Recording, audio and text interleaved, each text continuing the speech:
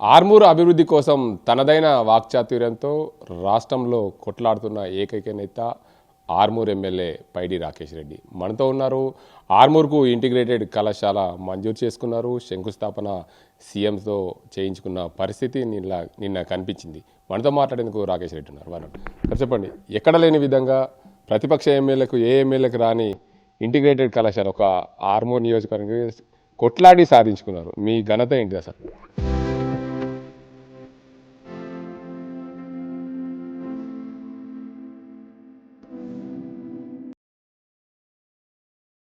ఘనత లేదండి. ఆర్మూరు ప్రజల ఆశీర్వాదము, వాళ్ళు ఇచ్చిన ధైర్యము, వాళ్ళు నా గొంతులో పోసిన ధైర్యం. మొదటి రోజు గెలవగానే చెప్పాను ముఖ్యమంత్రికి, కొడంగల్కి ఎంత నాకంత, కొడంగల్కి ఎంత ఉండబోతావు నాకు అంత ఇవ్వాల్సిందే అని చెప్పాను. దాని మీద పోరాటం చేశాను. నా హక్కుల గురించి మాట్లాడాను. రేవంత్ రెడ్డి ఇంట్లోకి వెళ్ళలేదు డబ్బులు. అవి మా ఆర్మూరు ప్రజల డబ్బులు ఇంకొక 10,000 కోట్లు రేవంత్ రెడ్డికి ఉండబోయాడు. అవి కూడా ఇంకా 9,800 కోట్లు తీసుకొచ్చే వరకు పోరాటం చేస్తుంటా. అండ్ దీనివల్ల ఏంటంటే ఏ నాయకుడైనా కానీ ప్రజల గురించి నిరంతరం పోరాడాలి. ఎవరికి తలొగ్గకూడదు, తలొగ్గే పనులు చేయకూడదు. అప్పుడే నువ్వు నాయకులను నిలదీయగలుగుతావు, ప్రభుత్వాన్ని రాజ్యాన్ని నిలదీయగలుగుతావు. దానికి ఇది ఈ సక్సెస్ కారణం. రెండోది ఇదే కాకుండా త్వరలోనే ఇంకా 100 కోట్లతోని స్వామినారాయణ ఇంటర్నేషనల్ స్కూల్ కూడా వస్తుంది.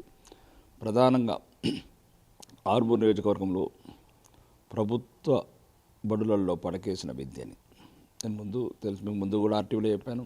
నేను వచ్చిందే రాజకీయాల పేదవాళ్ళ గురించి, సామాన్యుల గురించి, విద్య గురించి, వైద్యం గురించి, ఉపాధి గురించి.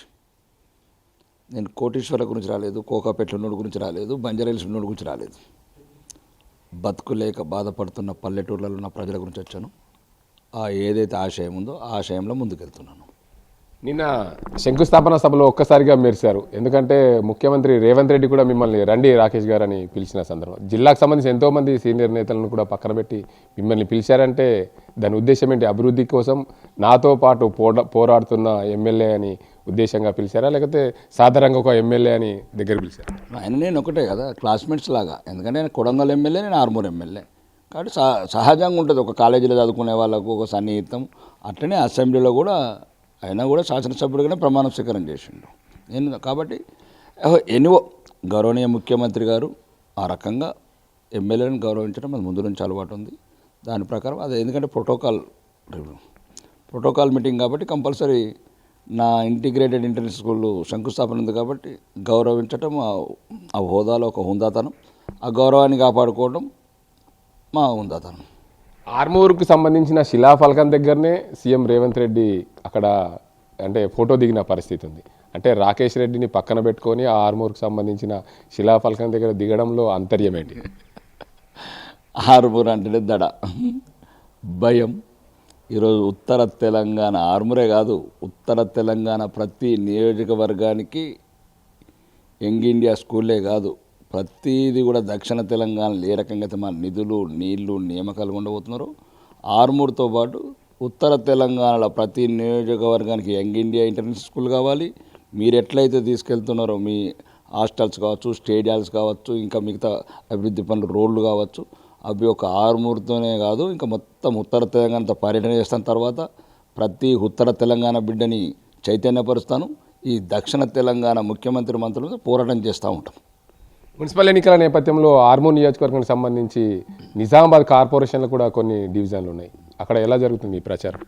2 డివిజన్లు ఉన్నాయి, చాలా బాగుంది, కంపల్సరీ గెలుస్తున్నాం. అది 2వ డివిజన్లు ఉంది. అది బోర్గాము, మాణిక్బండారు. మొన్ననే 5 కోట్ల రూపాయలు కూడా వర్క్ చేయించాను అక్కడ బోర్గంలో, మాణిక్బండార్లో. కాబట్టి అక్కడ విజయం మాత్రం సునాయాసనంగా వస్తుందని నేను అనుకుంటున్నాను. ఆర్మూర్ కేంద్రంగా ఆర్మూర్ మున్సిపాలిటీ ఉంది. ప్రధానంగా ఆర్మూర్ మున్సిపాలిటీలో ఎప్పుడు కూడా బీజేపీ జెండా ఎగరలేదు.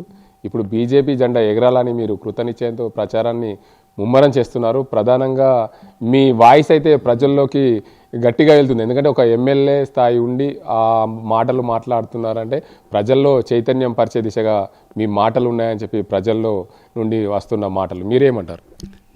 నేను ఈ అబద్ధాల కోరు హనుముల రేవంత్ రెడ్డి అందాలమెక్కి అవినీతి డబ్బుతోని తులనాడుతున్న ప్రజలని మోసం చేస్తున్న ఆ ముఖ్యమంత్రి అంటే ఇంకా ముఖ్యమంత్రి అనే పదం ఇప్పుడు కరెక్ట్ కాదు, రేవంత్ రెడ్డి మాత్రమే ఇప్పుడు కాంగ్రెస్ ప్రచారకుడు కాబట్టి రేవంత్ రెడ్డిని అడుగుతున్నా, ఏ రోజైతే ఆర్మూర్లో 5,000 మంది బిడ్డలకు 50 కిలోల బంగారం బాకున్నాడు, 50 కిలోల బంగారం ఇచ్చినాక నువ్వు ఆర్మూర్కు నిజామాబాద్కు రా. రెండోది ఏదైతే 4,000 పెన్షన్ అన్నావు, ఇంకా 2.5 సంవత్సరాలు అయింది, ఇంకా నువ్వు ఇచ్చేది లేదు సచ్చేది లేదు, ఇంకా మళ్ళీ ఏం మోసం చేస్తావు కొత్తవి. ఈ మధ్యనే ఆడవాళ్ళు కూడా ఏదో నేర్చుకొచ్చుకుంటారు, కొత్త మోసాలు ఎట్లా, పెన్షన్లు 8,000 ఇస్తావా, 3 తులాల బంగారం ఇస్తావా, లేకపోతే స్కూటీకి బదులు ఏం కొనిస్తావు, ఇంకా కారు కొనిస్తావా ఆడపిల్లలకు. మీ ప్రియాంకమ్మ స్కూటీ ఫ్యాక్టరీ పెట్టినట్టు కొడతలేదు. కాబట్టి ఒక మోసకారి అయిన ఒక రేవంత్ రెడ్డి తెలంగాణ ప్రజల ఆశలతోని అలా బలహీనతో ఆడుకొని అందలం ఎక్కి అబద్ధాలతో పరిపాలన చేస్తున్నాడు, అవినీతి పరిపాలన. దాంతోపాటు అడగడం జరిగింది. ఇంకా అన్నిటికన్నా ముఖ్యంగా ఆర్మూర్ నియోజకవర్గ ప్రజలకు, ఆర్మూర్ టౌన్ ప్రజలకు, చైతన్యవంతమైన వాళ్ళు, చదువుకున్న వాళ్ళు, వ్యాపారాలు చేసుకున్న వాళ్ళు, ముఖ్యంగా హిందువులు. నిన్న కూడా రేవంత్ రెడ్డి నిజామాబాద్ వచ్చి నేను రేవంత్ ఉద్దీన్ అన్నాడు. ఆయన ఎక్కడ మొహమాట పడట్లేదు. రాబోయే రోజుల్లో కూడా నేను ముస్లింగా కన్వర్ట్ అయ్యే ప్లాన్లో ఉన్నాడు. ఇంతకుముందు కూడా చెప్పాను నేను రేవంత్ ఖాన్ గురించి, ఇప్పుడు కూడా చెప్తున్నాను. రాహుల్ ఖాన్, రేవంత్ ఖాన్. రాహుల్ ఖాన్ అయితే ఖానే, ఇంకా రాహుల్ ఖాన్ సోపతి పట్టిన కంటే రేవంత్ కూడా రేవంత్ ఖాన్. దానికి బహిరంగంగా నేను నిజామాబాద్ పర్యటనలో చెప్పాడు, నిజామాబాద్ సభలో. నేను రేవంత్ ఉద్దీన్ అంటే నాకు సంతోషం. మీ జిల్లా రాష్ట్ర అధ్యక్షుడు రామచంద్రరావు రేవంత్ ఉద్దీన్ అనడం వల్లనే ఆయన నిన్న ఈ సభలో మాట్లాడుతూ, నేను ఏ కులస్తులకు వెళ్తే ఇటు మాలమాల రిజర్వేషన్లకు సంబంధించి వెళ్ళినప్పుడు అక్కడ నన్ను మాదిగా రేవంత్ రెడ్డి అన్నారు, రేవంత్ రెడ్డి మాదిగా అన్నారు, సర్దార్ రేవంత్ సింగ్ అన్నారు. ఇట్లా ఏ కులానికి వెళ్ళినప్పుడు ఆ కులానికి సంబంధించిన వ్యక్తులు నన్ను ఆ రకంగా పిలుచుకుని నాకు ఎలాంటి ఇబ్బంది లేదు అన్నారు. కానీ మీరేమో రేవంత్ ఉద్దీన్ రేవంత్ ఖాన్ అని అంటారు. రేవంత్ ఉద్దీన్ రేవంత్ ఖాన్ అంటానికి కూడా కారణాలు ఉన్నాయి. ఎందుకంటే ఒక ముఖ్యమంత్రి హోదాలుండి సెక్యులర్ ప్రభుత్వ అధినేత, అన్ని మతాల కంటేనే సెక్యులర్, అన్ని కులాలంటేనే హిందూ మతం, మైనారిటీ కావచ్చు, హిందూ కావచ్చు, ఇవి. కాబట్టి ఆయన క్లియర్గా డిక్లేర్ చేశాడు జూబ్లీహిల్స్ ఎలక్షన్లో. కాంగ్రెస్ పార్టీ అంటే హిందువులది కాదు, కాంగ్రెస్ పార్టీ అంటే క్రిస్టియన్స్ది కాదు. క్లియర్గా ఆయన క్లియర్గా ఉన్నాడు. నేను రేవంత్ ఖాన్ ఫ్యూచర్లో కన్వర్షన్ అవుతున్నా ముసల్మాన్, ఇంకా అవసరం దానికి ఎన్ని కోరికలు ఉన్నాయో మళ్ళీ అవి ఉంటాయి కదా, మిగతా ఇంకా రకరకాల వెసులుబాట్లు ఉంటాయి దాంట్లో మతం మారిన తర్వాత.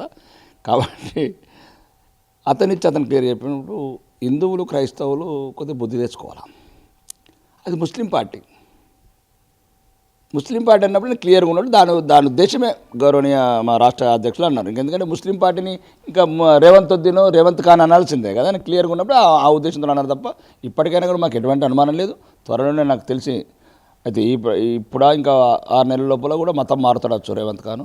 ఎందుకంటే రాహుల్ ఖాన్ అతను ఉండనియాడు హిందూ మతం. నేను రాహుల్ ఖాన్కు హిందూ మతం అంటే ద్వేషం, హిందువులు అంటే కోపం. కాబట్టి ఆయన కండిషన్ పెట్టినట్టున్నాడు, నువ్వు 2 సంవత్సరాల తర్వాత నేను ముస్లిం కన్వర్ట్ అవుతేనే నేను ముఖ్యమంత్రి ఇస్తాను. కానీ ఆ ఉద్దేశంతో నన్ను అంటున్నాడు. ఇంకా ముఖ్యంగా ఆర్మూర్ ప్రజలు ఏంటంటే మీరు నిర్ణయించుకోండి, ముస్లిం పార్టీ రేవంత్ ఖాన్ కోట్లెత్తరా, లేకపోతే మన పార్టీ అందరి party Bharatiya Janata party, Christians, Muslims, హిందువుల పార్టీది. ఈ దేశంలో అన్ని వర్గాల ప్రజల్ని, అన్ని మతాల ప్రజల్ని సమానంగా చూసే ఒక నరేంద్ర మోడీ గారి నాయకత్వంలో కేంద్ర ప్రభుత్వం, ఫస్ట్ మనం ముఖ్యంగా భారతీయులు. కాబట్టి ఎట్లయితే హిందువులకు వ్యతిరేకంగా పనిచేస్తున్నాడో హిందూ ద్రోహి అయిన రేవంత్ ఖాన్, దీనికి తగిన బుద్ధి చెప్పాలంటే ఆర్మూర్ ప్రజలు మీరు హిందువులా కాదా నిర్ణయించుకోండి. దాన్ని బట్టి హిందువులని మిగతా మతాలను సమానంగా చూసే పార్టీని భారతీయ జనతా పార్టీకి ఓటేసి గెలిపించాలని నేను కోరుకుంటున్నాను. ప్రధానంగా మీతో పాటు పోటీ చేసి ఓటమి చెందిన నేతలు ఆర్మూర్లో ప్రచారం చేస్తున్నారు, ఎన్నికల్లో మా పార్టీలను గెలిపించండి అని చెప్పి. పాండా పారిపోయిండుగా పారిపోయినోడి గురించి పెద్ద పట్టించుకోవట్లేదు. ప్రజలు కూడా ఎక్కడిదక్కడ వాడు ఎక్కడ పోతే అక్కడ డోర్లు పెట్టుకుంటున్నారు, భయపడుతున్నారు. ఆ పిల్లలు అయితే 3-4 రోజులు స్కూళ్ళల్లో కోతలేదు, తల్లిదండ్రులు వచ్చి రోజు బాధ పెడుతున్నారు. స్కూళ్ళల్లో కోతలేరు సార్, ఏంటంటే బూచోడు వచ్చాడు, ఆ బూచోడు వచ్చి నుంచి పిల్లలు బయటికి వెళ్తుందుకు భయపడుతున్నారు అంటున్నాడు. కాబట్టి ఇంక మనం ఏం చేయగలుగుతాం ఆ బూచోడు గురించి. నిన్న కూడా మన స్పీచ్ ఇస్తుంటే ఫిట్స్ వచ్చి పడిపోతుంది కదా, అబద్ధాలను తక్కర్రా మారిన చాలా రోజులు ఇంకా 2 ఏళ్ళు అయిపోతుంది. కొద్దిగానే బుద్ధి తీసుకుని రాజకీయ నాయకులకు ప్రవర్తించు. మాట్లాడే మాటలు, పోలీసు ఒక గౌరవనీయ ఉన్నతమైన స్థానంలో ఉన్న ఒక ఉన్నతమైన అధికారిని, ఆ రకంగా సజ్జనార్ గారిని ఏం మాటలు రావి, తొండలు దొరకొడతాని. అసలు ఈ పోలీసు అధికారికి ఏమైనా బుద్ధి ఉంటే వెంటనే ఎన్కౌంటర్ చేయాలి. ఒక్క బుల్లెట్ కాదు, ఒక్కసారి ఒక 100 బుల్లెట్లు కాల్స్తే కొడుకు నడుము 4 వైపులా మా ప్రభుత్వం వచ్చిన కనుమనట్లా ఎన్కౌంటర్ చేసి పెడతాం. అట్లుంటే ఏం మాటలండి అవి? ఒక ప్రజలకు రక్షణ ఇచ్చే డిపార్ట్మెంటు, అన్ని రాష్ట్రానికి శాంతి భద్రతలు కావాలంటూ ఆడు పోలీసులు లేకుండా బయటికి వెళ్ళి మనం పోలీసులు లేకుండా మీటింగ్లో ఉన్న అట్లాంటి అంటే అంతా ఒక రాజకీయ విలువలు లేనివాడు, దిగజారిన వాడు, అవినీతి పరుడు. ఆర్మూరు ప్రజలంతా భయపడుతున్నాడు అంతే. వీడు మళ్ళీ ఆర్మూరుని ఎక్కడైనా నరక కుంపటి చేస్తారని కాబట్టి మన లెక్కలోకి తీసుకోవట్లేదు మేము. దాన్ని బట్టి అది అయ్యేది బీఆర్ఎస్ అనేది గల్లీలో లేదు, ఢిల్లీ లేదు. ఏం చేస్తారు? ఒక కౌన్సిలర్కి వెళ్తే ఏం చేస్తారా మీరు? మీకు రాష్ట్రం లేదు, ఢిల్లీ లేదు. కాబట్టి తుమ్ గల్లీ మేనేయే నా ఢిల్లీ మేనేయే అంటే మీ గురించి ఆలోచిస్తారు. ఒకవేళ అట్లాంటిది ఏమైనా ఉద్దేశం ఉంటే కవితక్క చెప్పింది ఏ పీక్కి కట్టెలు కట్టినరా ఇన్ని రోజులు? ఈ బీఆర్ఎస్లని పీకి కట్టెలు కట్టినరా అన్నది. కాబట్టి మీరు పీకలేదు, కట్టెలు కట్టినారు కాబట్టి మీకు తను కాదు. మీకు బీఆర్ఎస్ కోటేసిన మోర్లు వేసినట్లే, డ్రైనేజీలు వేసినట్లే ప్రజలకు కూడా చెప్తున్న ఆర్మూర్ ప్రజలకు దయచేసి ఆ డ్రైనేజీలు వేసే ఓటుని మనం ఒక భారతదేశాన్ని, ధర్మాన్ని, దేశాన్ని, అన్ని మతాలను సమానంగా చూసే ఒక భారతీయ జనతా పార్టీ గుర్తు కమలం గుర్తు ఓటేస్తే అప్పుడు ఆర్మూరు ఇప్పుడు 2 సంవత్సరాల నుంచి ఎట్లా ప్రశాంతంగా ఉంది. ఎవరి బతుకులు వాళ్ళు. ఎక్కడ గుండాలు లేరు, ఎక్కడ రౌడీలు లేరు, ఎక్కడ కబ్జాలు లేవు, కమిషన్ లేవు, కుల పిచ్చి లేదు, మత పిచ్చి లేదు. అన్ని మతాల ప్రజలు శాంతియుతంగా బతుకుతున్నారు. మళ్ళీ ఈ కొడుకులు ముసుగులు వేసుకొని వచ్చిండ్రు, జెండాలు మార్చారు కానీ గుండెలు మారలేదు.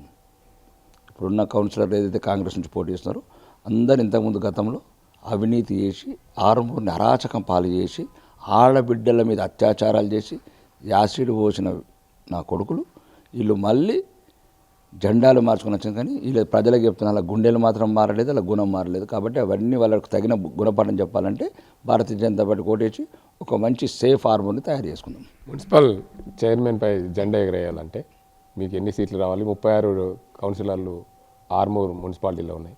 మీరు ఎన్నిటి కోసం ప్రయత్నం చేస్తారు? ఎలా జెండా ఎగరేస్తారు? మేము ముఖ్యంగా యువతకు ప్రాధాన్యత ఇచ్చాం, మహిళలకు ప్రాధాన్యత ఇచ్చాం. మరీ ముఖ్యంగా చదువుకున్న మహిళలకు, యువ నాయకురాళ్లకు. అంటే ఉదాహరణకు హరిణి లాంటి అమ్మాయి, 20 ఏళ్ళ అమ్మాయి బిడ్డ, ఇంకా రోమా వంశీ అని ఒక ప్రిన్సిపల్ గారు, ఇంకా అట్లనే చదువుకున్న వాళ్ళకి చాలామందికి ఇచ్చాము.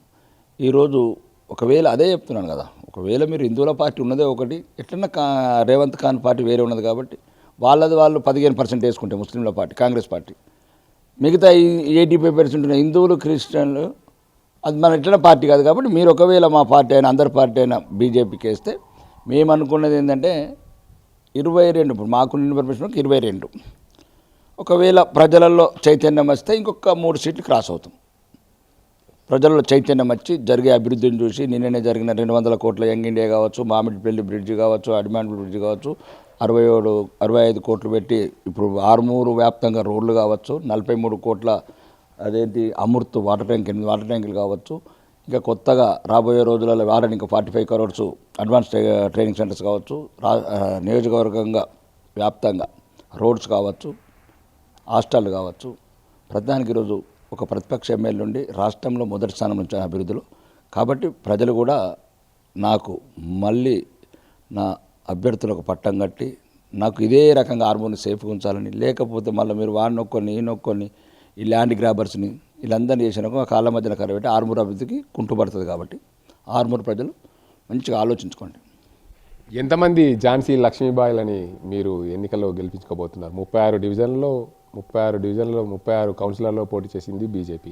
అందులో అత్యధికంగా మహిళలు, యువరాణిలు ఉన్నారు. అందులో ప్రధానంగా మీరు నిన్న స్పీచ్ ఇచ్చేటప్పుడు చెప్పిన పరిస్థితి, ఝాన్సీ లక్ష్మీబాయి వచ్చింది, ఆమెకు ఓటేయండి అని. రాణి రుద్రమదేవి అన్నాను. అంటే అక్కడ ఒక ముస్లిమ్స్ మెజారిటీ ఉన్న ఒక వార్డులో హిందూ అభ్యర్థులు మొగాళ్ళు అనుకునే మొగరాయలు భయపడుతున్న వేళ రాణి రుద్రమదేవి వచ్చి అన్నా నేనున్నాను, కత్తి పట్టమంటావా, రివాల్వర్ పట్టమంటావా, తుపాకీ పట్టమంటావా, ప్రజాస్వామ్యంలో లేకపోతే ఎన్నికలకు రమ్మంటావా? అమ్మాయి కూడా ఎవరో కాదు, ఐఏఎస్ ప్రిపేర్ అవుతుంది. మీరు అనుకున్నట్లు మామూలు బిడ్డ కాదు అది. ఇంకా రాణి రుద్రమదేవిని ఝాన్సీ లక్ష్మీబాయిని కలిపితే ఇద్దరిని కలిపినంత ఒక రకమైన ధైర్యము. ఆ ధైర్యం ముందు నేను ముస్లిం సోదరులు కూడా చెప్తున్నా, ఎట్లయితే బీహార్లో 55% ఉన్న ముస్లింల దగ్గర మా మైథిలి ఠాకూర్ని ఎమ్మెల్యే గెలిపించారో, మీ బిడ్డగా 20 ఏళ్ళలో ఒక ధైర్యవంతురాల బిడ్డని గెలిపిస్తారని. అలానే మరీ ముఖ్యంగా ఇంకా మిగతా చోట్ల కావచ్చు చదువుకున్న వాళ్ళని చాలామందికి ఇచ్చాము, మహిళలకు ఇచ్చాము. ఒకటే చెప్తున్నానండి, ధనవంతులంతా అటువైపు ఉన్నారు. ధనవంతులతోని దుర్మార్గులతోని ఒక సామాన్యులను నిలబెట్టాను. మీరు నిర్ణయించుకోండి, ధనవంతుల వైపు ఉంటారా లేకపోతే సామాన్యుల గుణమున్న వాళ్ళ వైపు ఉంటారా.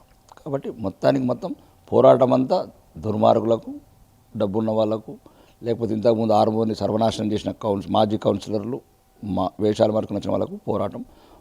మా దగ్గర ఒకటే ఉంది, ఆర్మూర్ ప్రజలు కూడా ఒకటే విన్నపం చేస్తున్నా, దయచేసి ధనం గురించి చూడకండి, ధైర్యం ఉన్న బిడ్డల్ని దించాను. ఇప్పుడే చెప్పాను, రాణి రుద్రమదేవి రెడీ ఉంది. ఆమె గెలిస్తే వైస్ చైర్మన్ కూడా ఇస్తాం. ఎందుకంటే రాష్ట్రంలోనే ఒక 20 ఏళ్ళ బిడ్డ ఒక వైస్ చైర్మన్ అయితే ఆర్మూర్కే ఒక తలమానికంలా ఉంటుంది ఆ రాణి రుద్రమదేవి అని. ఆర్మూరు ప్రజలు కూడా ఈరోజు ప్రతి ఒక్కళ్ళు ముస్లిమ్స్, క్రిస్టియన్స్ ఆమె ఇంటికి వెళ్ళి క్యూలు కడుతున్నారు మేము తిరుగుతామని. అంటే ఎందుకంటే వాళ్ళు ఫీల్ అవుతున్నారు, రాణి రుద్రమదేవి నిజంగా నచ్చింది ఆర్మూర్కు. కాబట్టి ఆర్మూరు ప్రజలు ఆలోచించి రాణి రుద్రమదేవి నా బిడ్డ అయిన, నా కూతురు లాంటి నా కూతురైన ఆరినికి ఓటేసి గెలిపించి అట్లనే ఆర్మూర్లో ఉన్న బీజేపీ అభ్యర్థులందరినీ గెలిపిస్తారని మనస్ఫూర్తిగా కోరుకుంటున్నాం. మొత్తానికి చూడొచ్చు, రాష్ట్రంలో పోరాట ప్రతిమ గల Armoor MLA young India integrated స్కూల్ని సాధించుకున్నారు. సీఎం రేవంత్ రెడ్డి చేతుల మీదుగా శంకుస్థాపన చేసుకున్నారు. 200 కోట్లతో ఆర్మూర్కు యంగ్ ఇండియా ఇంటిగ్రేటెడ్ స్కూల్ తీసుకొచ్చి అంకాపూరు గ్రామ సమీపంలో ఉన్న భూముల్లో ఆ కళాశాలను నిర్మించనున్నారు. దీనికి అంతటికి సంబంధించి ఈ మున్సిపల్ ఎన్నికల్లో చూస్తే ఆర్మూర్ మున్సిపాలిటీలో ఖచ్చితంగా బీజేపీ జెండా ఎగరేస్తుంది. రాణి రుద్రమాదేవి లాంటి యువతను రంగంలో దించాం. వారందరూ కూడా కత్తి పట్టాలనా తుపాకీ పట్టాలనా అనే కోణంలో పూర్తి స్థాయిలో ప్రచారాన్ని ముమ్మరం చేస్తున్నారు. ఆర్మూర్ మున్సిపాలిటీ బీజేపీ జెండా ఎగరడం ఖాయమని చెప్తున్నారు ఆర్మూర్ ఎమ్మెల్యే పైడి రాకేష్ రెడ్డి. ఇది ఇక్కడ పరిస్థితి. కెమెరా సాజంతో Gangareddy, RTV Nizamabad. Local to global news at your fingertips. మీ చేతిలో ఒక ఆయుధం. Download Raw TV app. Media legend Ravi Prakash is back.